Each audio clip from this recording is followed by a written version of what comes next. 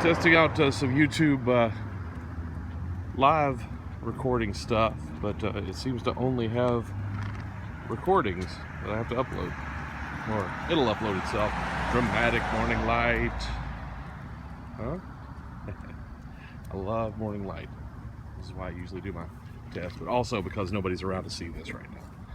I got a new tripod, so I wanted to try and see how it works, but yeah, again, nothing will flip sideways.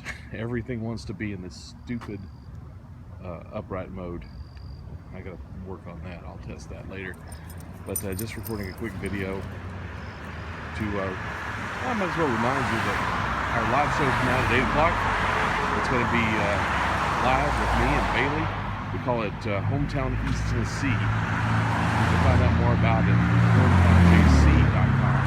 That'll take you straight to the YouTube page. No muss, no fuss. We really need a lot of hits in order to get that custom URL. But tonight we'll be talking with Paul Ravenwood, a local doom folk metal artist.